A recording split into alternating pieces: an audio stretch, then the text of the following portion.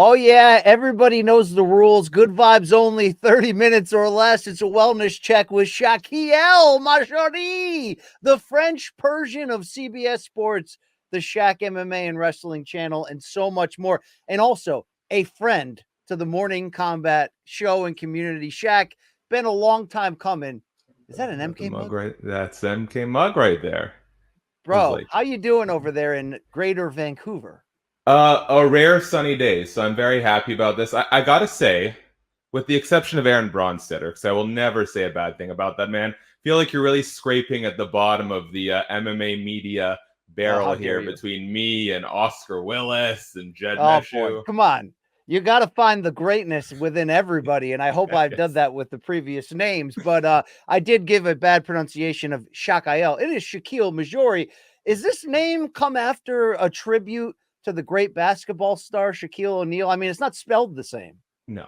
My dad would tell you otherwise, but the truth story, as far as I understand, is they could not decide on a name, and the doctor was like, "You got to put something down." And my uncle was a very big Orlando Magic fan at the time, so there we have it. Whoa!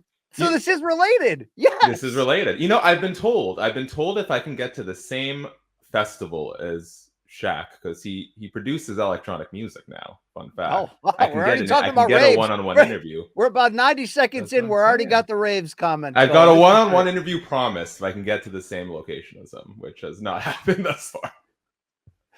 Shaq, you love raves, you love combat sports, you love pro wrestling. Can you guess which NXT legend I'm wearing the T-shirt of at the moment? I can only see the feather in the cap. Is it Cameron Grimes?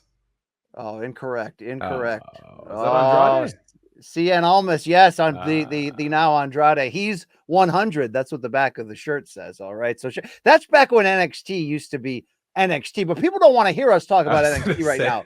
All right, big topic as we record this is the ongoing feud of Dana White versus the MMA media, and in particular, Shaq, his, multiple every other week attack on the MMA media for their rankings. Now, let's be fair here. The UFC's rankings, UFC.com/rankings, uses a collection of supposed MMA media voters to compile that. We know Dana hates the media, hates the rankings, hates the idea of John Jones not being number one pound for pound.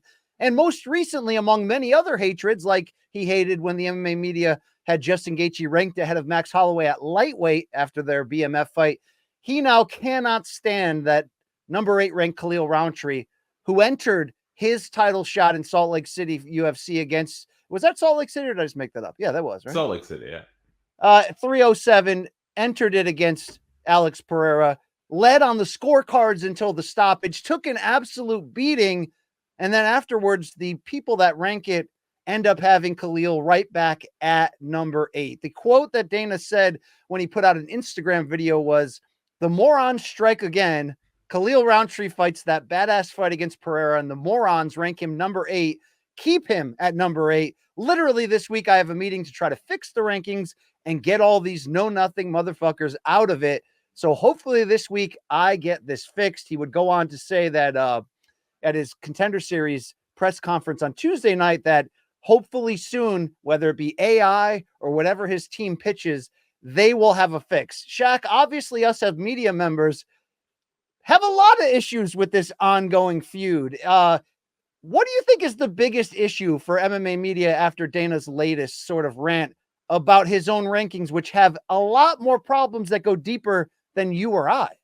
Yeah, what I gauge from this is hopefully as of this time next week, Dana White will understand how the media rankings are done because I don't think he's got any clue. I'm not even sure you can call it a media ranking anymore. I mean, I've got a list of names here of who's currently on it. Some of these outlets are defunct, but when you think about MMA media, you're thinking probably Junkie, Fighting, Uncrowned, major publications like ESPN, CBS Sports. But some of the Sure. panelists on here include Cherokee Scout, Burbank Leader, whatever the hell Bursprack.se is. Like, if you're going to go with the media rankings, I don't think these are the media we should be leaning on, at least not now. I don't know about when it was first sort of put together. it's got so many problems, and I'm sure you and I will get through it as my fellow soldier of misfortune in the Bellator rankings. But yeah, it needs an It's a overhaul. great title. We were soldiers of misfortune, you and I, when we were added to the Bellator rankings panel about 3 or 4 years ago when that promotion unveiled it. At the time, Bellator was owned by Paramount, CBS Sports' parent company, so it made a lot of sense. But boy, did I take it on the chin from fighters in person, from constant of, I can't believe you idiots ranked this and this. Well, again, at that point, it was like, I'm one vote. Let's look at the totality. At least that one had John Morgan, you and I, a couple legitimate ones. When you go to UFC.com/rankings and you go to the bottom and click how are rankings determined, you just nailed it. It's not only that there's a bunch of outlier voters on here, people that you've never heard of and sites you never heard of. I'm not even sure there's a legitimate media site on here. There is like a radio station, 93.3 CFMU. There's like, I mean, I can go on and on. Fight Network. That's probably the most, realistic. But you mentioned some of the lower ones, or are these even publications? I mean, And that once goes for again, the it goes, vast majority of them. yeah, like 90%. It's like, Dana, you got to clean up what's going on inside your house first before you start throwing stones. Listen, it's easy to lob the MMA media into they're what's wrong with everything. Oh, fighter pay talk is too much. MMA media scumbags. They're like that. You know what I mean? Or Ngannou this or whatever. It's always the media's fault. But Shaq, it's like these rankings have always sucked. They kind of don't matter beyond putting a frame around, if a really good fight. Now you go, okay, that's number 6 versus 8. I can understand where the winner goes from there. But the reality is they break the rankings code anytime they want anyway, as evidenced by Khalil Roundtree at number 8 getting that title shot. I can't believe Kevin Iole ended up being the hero we needed this week on Tuesday night after the Contender times Series. lately. When he pushed back heavy on Dana, was like, hey, Dana, where are you going to rank this guy? He got knocked out. The guys ahead of him have 3 and 4 fight win streaks. What are we going to do here? Are you getting to that point I am, that it's like, I'm not trying to get out in the street and challenge Dana to a fist fight, but I'm trying to say, like, nothing good, I don't think, comes out of your war against the media. I know mainstream media in MMA isn't needed as much anymore. We can put our influencers cage side, but we still, to some degree, keep the thing afloat by previewing cards, reviewing them, by making it constant talk. Why does he hate us this much when we get blamed for things here that like aren't even remotely? I got so many problems with the rankings anyway. How if you lose a title fight, you're automatically the number 1 ranked guy after that when you lose your belt, even if you got absolutely dominated in your old. I mean, how is Kamaru Usman still ranked in the top 2 at welterweight, right? There's a lot of issues I have. But how did we get to this point, do you think, where you got a problem? Blame the MMA media.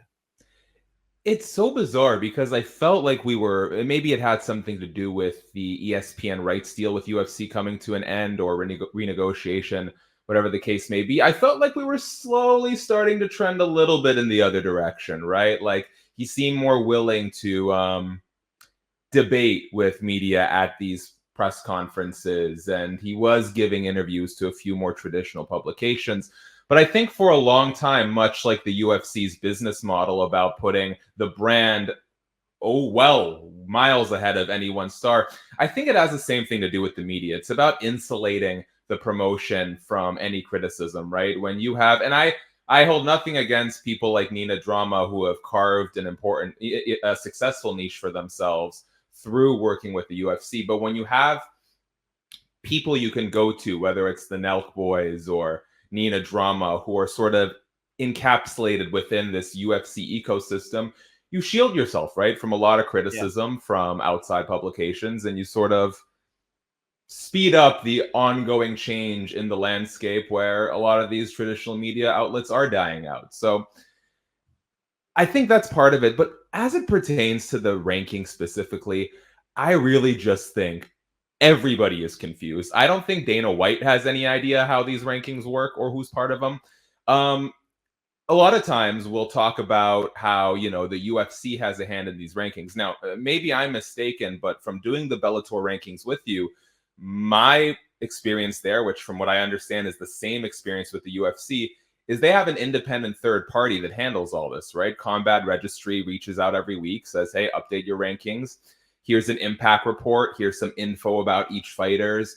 here's what you may want to consider about what a win or a loss means for these guys. It's handled by a third party. But the thing that always drove me crazy from week 2 of doing the Bellator rankings is there's basically no guideline for what you're supposed to consider. And so you might have someone like me who says, okay, well, if number 5 beats number 3, then number 5 is now number 3 and 3 moves down to 4. And then you might have someone else who is operating and functioning under a completely different set of self-design criteria because we haven't been told what to do beyond rank who you think's the best. Yeah, that is feeling like that's about it. And it's like, I remember Lorenz Larkin when we were at a Bellator event with Morning Kombat and sort of famously called me out. He was like, you don't even have me ranked. And I went back and looked. He wasn't even eligible in the division he was yelling at me to get ranked in. Like, they tell you who's eligible to rank. He wasn't part of that because he had been off for so long. So it does feel a lot of times like it's maybe he should educate himself first. I just really hated this past from the John Jones pound for pound debate through this. He's obsessed with I mean, at least Dana called himself out on Tuesday night and was like, all right, enough of me complaining. Let's do something about it. But the whole idea that AI will fix this, I did see a fun little clip on Ariel Helwani's new show with Uncrowned where Pete Carroll was like, hey guys, I happened to go to Chat GPT last night and ask them to rank the light heavyweight rankings. They not only did not have Khalil Roundtree at all in there, they had Ilir Latifi at number 10, along with many other like random grievances. The thing is this, it's like, on one part I respect where Dana is like, I don't want to handle these rankings. I think it looks better if UFC is separate from them. So it's, you know, there's not an air of impropriety in there. But let's be honest, Shak. We don't really care about the rankings. We care too much about pound for pound rankings in combat sports. I'll agree, but I think sometimes I like to fill podcast time. You know, we like to think that we have some level of importance here and try to figuring out who actually is the best. I love pound for pound debates, but the divisional rankings, they're going to break their own code anyway and give anybody a shot. You know, Umar Nurmagomedov, who hadn't beaten a killer's row, was able to make a huge leap to the title level. Luckily, he's good enough. We want that, but it's sort of like, it's all random anyway. That like, dude, take it over yourself. Like, do exactly what you want. You got all the boards up in the war room over there with Mick and Sean and all that.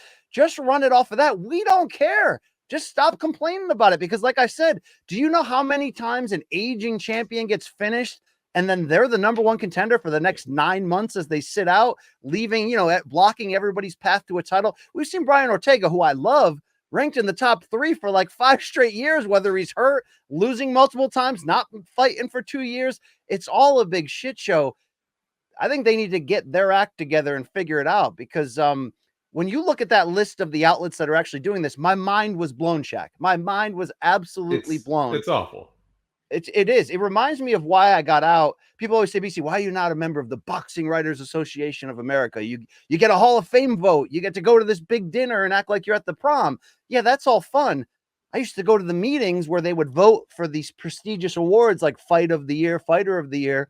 And I'd look around, Shaq, at people that aren't even employed as boxing media. I never even heard of these people or saw them. And it's obvious when they're voting that they haven't even seen the fights that they're talking about. And I'm like, if this is the way that these prestigious awards are coming together, I don't need to pay my annual dues. I'm fine without this. Get that ish in order over there at Team UFC. And maybe we can go away, because didn't it feel like for a few weeks in early September, like Dana was back on board with the media? What I'm saying. It was joking back and forth. What is this BS now? Yeah, dude, he gets really, really sensitive about rankings. I don't know what it is. I don't know why this is the hill he wants to die on.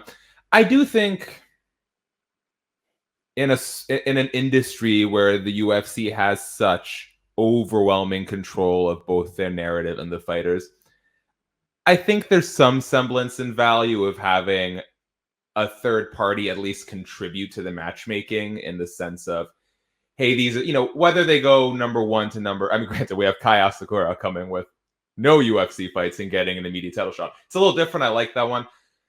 I don't know that I want to give away what little bit of meritocracy, like third-party independent meritocracy there is in the UFC.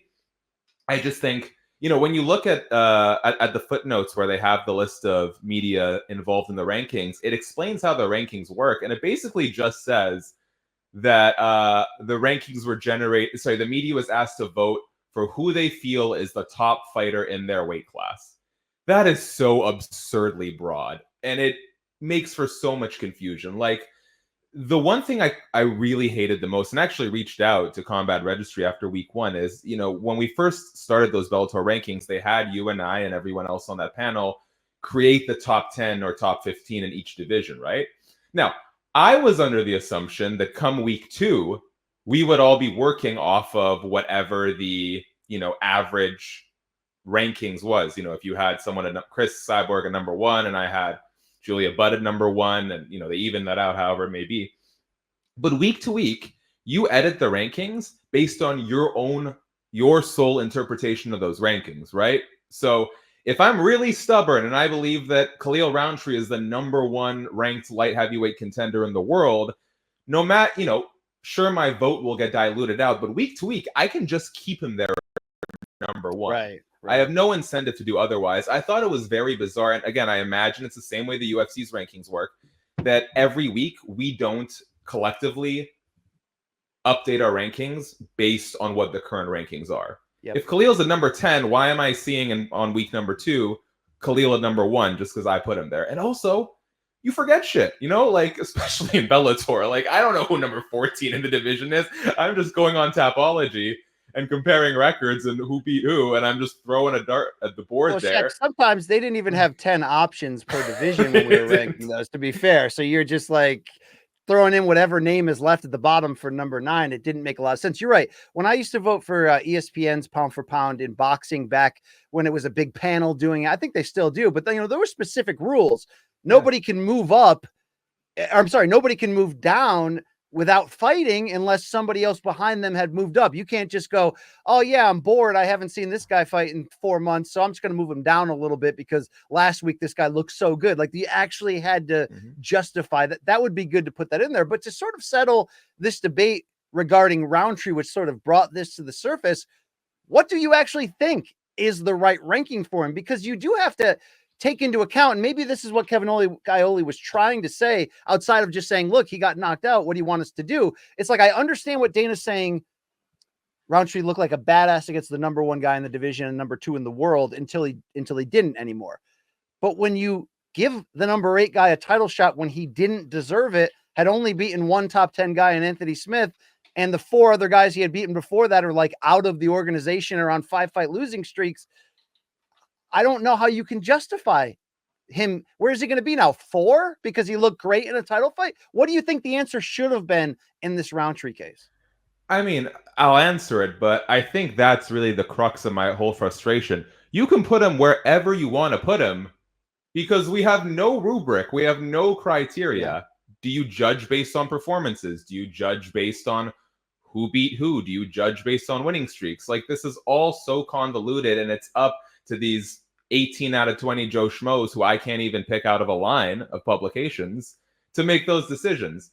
Okay, where should we actually put Khalil? If I'm going off of my own personal interpretation, I don't think you put him ahead of Jamal or Yuri, because this whole thing, you know, I was watching, Luke did a video on this recently, and one thing that I did agree with him on in terms of how the criteria should be set for these things is, like, you have to take into account the totality of their recent work. And sure, Khalil had a better effort against Pereira than Hill and Prohaska did, but those 2 guys are former champions who've recently beat guys who are more decorated, who have had more success than Khalil. Who knows what happened at UFC 307? Maybe, you know, there's so many variables that I don't think you can put that much weight on one performance, unless, of course, Roundtree won. I think you have a case for putting him ahead of Nikita Krylov, who's at number 7. Krylov is on a 3-fight winning streak, but he beat Gustafsson, Oezdemir, and Ryan Spann. Hasn't fought since March of 2023. I think you could put him possibly ahead of Volkan Oezdemir as well, because he's only beaten Bogdan Guskov, if that's even a real person, and Johnny Walker. So I think the effort he put against Pereira, sure, you can put him ahead of Oezdemir. You can put him against Krylov if you want. So that would put him at number 6. I don't think you put him ahead of Rakic. You definitely don't. Okay, if we're going to talk about who gave the pound for pound #2 guy in the UFC the hardest fight, Jan Blachowicz took him to a split decision. Good point. And hey, Bruno arguably, Silva made it difficult for him back in the day. should put him in the top 5, pound for pound. I don't think you can put him in the top 5. I think you can do number 6 at best. Yeah, I'm kind of with you. I mean, really, it's just the reaction from Dana that is the story and the ridiculousness behind that. But Shaq, I mentioned off the top that we got good vibes only on this wellness Sorry, check. I've been So getting heated about this on Dana. But speaking of Prohatska, the samurai swords over your shoulder there in your home studio, that seems very Yuri Ninja like. What is the backstory here? Yeah, Yuri gets a kick out of these. So the backstory is, you see how I've got like one wall here with some decorations. The backstory is, I was trying to take a chair out of this room and I bumped into the wall and it came crashing down and broke in half on this side. So the swords are a backup, and this is my dad's guitar. I rent a room in my dad's basement suite as my workspace. So he's basically co-opted this as storage. These are his katanas. He likes to collect them. Some are real, some are for show. But yeah, this is one big storage unit. I've got his extra bedding. I've got a mattress. It's a mess in here, dude. It's a mess. But what are you gonna say? I pay. You think I had some rights because I pay for this space, but no, I'm still the kid, right? You should give a couple of those to Anthony Smith in case he gets a rematch on that home invasion. Man, I hate making that joke every time. Sorry about that. Your dad must be a tough landlord. You know what I mean? Yeah, right. Hey, growing softer with age. Yeah. Well, good.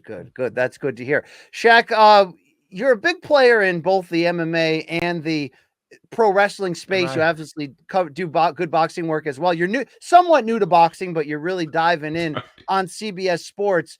Do you have a favorite of the three as a fan / journalist?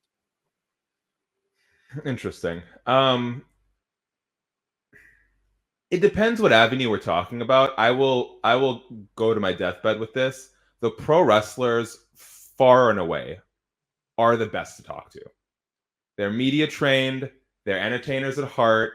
They understand this exchange. And also, there's so much backstory, right? Like when you talk to, I don't know, who did I just talk to recently? We talked to Anthony Fluffy Hernandez for the 3rd time that he's fighting at the Apex. Like there's only so much left to talk about over the course of, a combined hour.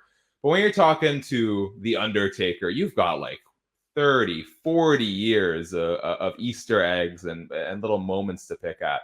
By far, the pro wrestlers are the best to talk to. I think I might not show it in the group chats. I think I'm so burnt out by the MMA cycle that boxing is starting to win me over. So that's got the best projections for the next couple of years. I'm still an absolute scrub. I don't know. I barely, you were there on the call. I barely know my 4 my 4 title belts. But I know, MMA is what got me into this business. So sure. But would you agree? So I did not answer your question at all. No, but it's interesting what you said about the burnout, and we hear that a lot from fans and journalists. Is it just the watered down effect? Is that what's going on in this current era of UFC as the number one? Yeah, there's far too many cards, which I could accept if the cards were of substantial quality. But like, I'm sure you sense it. It's difficult to get views on content these days because there's not enough star power in the sport, right? Like, I did an interview with Francis Ngannou last week. If you guys want to go help get those numbers up, I'd really appreciate it. And someone had commented on my Michelle Pereira interview today and said, man, like, you're getting all these big names. Why are your views so low? And I told him, I'm like, look, compare my Ngannou interview, which did like 3,500 views, to MMA Junkies, which has, I think, 18,000.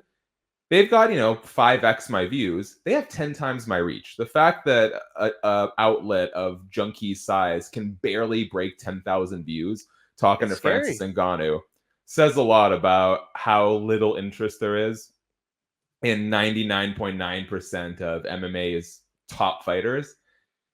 I think that has a big part to do. Like, I really struggle more now than ever. And I used to really pride myself on interesting questions. Some weeks it's hard to figure out what the hell I want to ask these guys because it feels like there's nothing going on outside of it's a Saturday. UFC's back on. I hate that effect. And that's really why when I make the take I did on UFC 310 and people are like, oh, you're such a casual. It's a great and deep card. I'm like, first of all, I already said it's a very deep card and I said it's going to be good. But this whole idea that we are anywhere close to where we used to be peak Reebok era and that it's not getting worse year to year in terms of the importance of the sport at the highest level, the buzz factor. People are always like, man, that's selfish of you when you talk about your own job security as an MMA fan. Is it really? Because when MMA is hot and on fire, my employer can't wait to employ me, send me to these events, and it makes everything bigger. When we don't have that to rally behind, then yeah, I'm going to get a little upset that there's a lack of star power on a quote unquote major pay-per-view if that's still a thing. But again, I'm taking you down some bad vibes roads. Well, Let's may talk I about may I turn let me turn the please. corner then to give you some good vibes. And I do truly mean this, you know. Granted, I'm still young, haven't even cracked 30, but you meet so many people in this industry who are so beat down and bitter, and they're for the most part very good people, but you can just tell that that working in this business has taken an arm and a leg. Despite your protests sometimes, you were probably the most like enthusiastic, optimistic person I've met in this industry. And if it wasn't for you, I probably would doubt my ability to keep a smile on my face long term doing Wow, this. Shaq, that's a hell of a compliment. I appreciate that. It sets up the perfect transition into the true passion of your life. Raves, EDM music, and having a sobriety filled celebration of the passion of the and here's the thing, I respect a lot of genres of music. Tell me in the audience why that passion clicks for you. You know, I was hoping we'd be in person sometime for this conversation, and I'll leave it at this. Why, so You're we really can dance pushing the together, you're Shaq? What really are we pushing doing? the sobriety narrative, which I don't think I've ever said out loud. I think But that I was need a to get Luke across. theory. Yeah, it But I was need a to get Luke. across. Is that the Luke theory? I need to get across the border. So yeah, sobriety. Um, okay, so this is how it started. Back in I think maybe 2019, one of our friends who had kind of got into that culture invited my now wife at the time girlfriend and I to go. You know, little overwhelming, a little out of my comfort zone, but a few things that stuck out to me. As someone who hadn't experienced a ton of live music, I was like, I'm prior to this, I was just like very, very hip hop all the time, mostly stuff from like 2000, 2010, and I did not stray from that. One, going to like a big music festival, the theatrics are great, huge production, lots of lasers, lots of lights. And here's the big thing, and this really pertains to like working in the online pro wrestling and MMA space. I think I told you this on Morning Kombat. I do not care if these people are sober or otherwise. The friendliness of these things is Yeah, such a refreshing break from what you and I deal with and all of our colleagues, and honestly, everyone on the internet. If you're on the internet, you hate it 90% of the time, even if you don't admit it to yourself. It is so refreshing. Even living in a big city, I was talking to Anthony Hernandez about this. Everyone's on their phone looking down. You can't smile or wave at someone without them kind of giving you the cold shoulder. To just be in an environment for a few days where everyone is considerate, they say, excuse me, they ask you how your day is going. You know, that day that I had the cow print outfit on, some girl was walking by and chased me down. She was also dressed as a cow, and she had made about 200 goodie bags with little pins and stickers in them just to hand out to anyone she saw wearing cow prints. Like the fact that wow. people, yeah, and dude, this is an integral part of the culture. People will spend months making trinkets, making gifts, and just handing them out to people. And in a life more than ever, where it seems like, at least in my, not more than ever, I'm just regurgitating shit. In my experience, where in a life where people are so disconnected and so disinterested in one another, it's just really nice to spend some time around That people is. who give you a smile. That's really a lot of it. Everything else, the music, that all came after. I used to feel when I would go to Fish concerts, and in the year 2000, I went with a friend of mine, and we went kind of on tour across the Midwest for 2 weeks. And I remember, I was into it for the music and the hang and the party side, but I'd be like, man, all these gross, dirty creature hippies all over trying to sell me grilled They cheeses. can But be kind of gross sometimes. I mean, look, there's a side of that area of that culture that's ridiculous. But I have found as an adult, especially when I saw Dead and Company at the Sphere, Mhm. that there was this community element of Totally. like unsolicited love and friendship and looking out for one another. Some lady tripped on the stairs and like 10 people came running from different directions to pick her Yeah. back up. And maybe at this age, going in us as a society having gone through so much ish over the past 5 or 6 years, it is insanely refreshing. I felt the same way when I got into pro wrestling journalism, if you'd call it that, in 2016, where I was like, okay, I'd been covering MMA and boxing for a while at that point, going to a WWE event, which again, you got to deal with everyone cosplaying as Bret the Hitman Hart and Randy Macho Man Savage, and you feel like you're at a Comic Con. As long as you deal with that element, there was this community effort and feeling like we're all here. This is going to be awesome. We're going to experience it That's what I'm together. saying. Hopefully, your guy wins. Hopefully, my guy wins, and whatever. And yeah, we do need more of that, Shaq. Okay, in the MMA space and the podcast space, everywhere, because all anybody wants to know is, hey, BC, who won the argument, Nina Drama or MMA Guru? And I'm like, all right, So you you're know what coming I'm to a saying? rave with me, is what you're saying. I've won you I over. guess so. As long as we can meet girls named Molly who are giving out free Molly, right? That's what I I assume they're all like, don't know what you're talking about, Brian Yeah, Campbell. don't know. I got a dog named Molly, by the way, so shout out to that. Shout out to Molly. Shaq, I do like what you've added to this space, the combat sports community, MK, CBS Sports.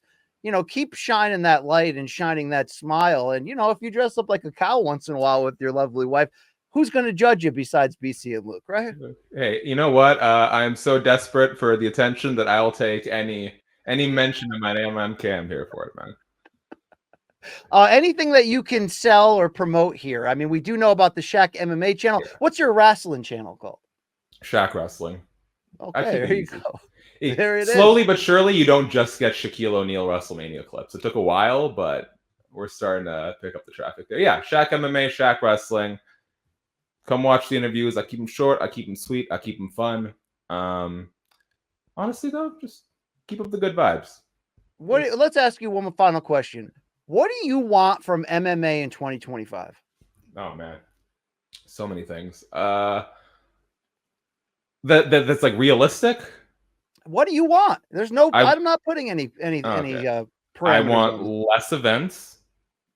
I want more fighter rights. Not going to happen and not going to happen. Okay, keep going. That's what I'm telling you. None of this is going to happen. Okay, fine. And again, I also don't think this will happen because I believe it's built into the UFC's effort to reduce fighter leverage. I would just like to see more storytelling.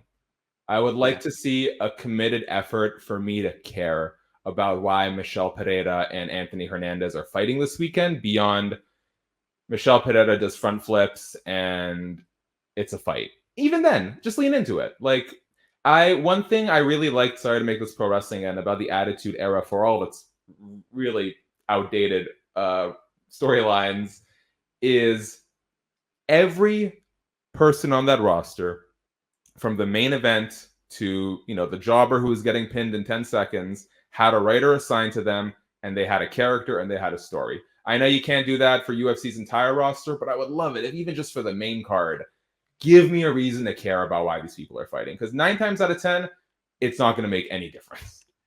I don't feel like they do care when they put together some of the Fight Night main events that they do, but I'm with you on that. Maybe take a little bit from the other side of the hallway at TKO Group and get you know what I mean? Swap spit a little bit without making UFC look like WWE, but give us a little more of that storytelling. I like it. That's Shakiel Mahjouri. Follow his work on CBS Sports, the Shaq MMA and wrestling channels. Shaq, it's been a pleasure to find out that you're doing pretty good. All right. It's over.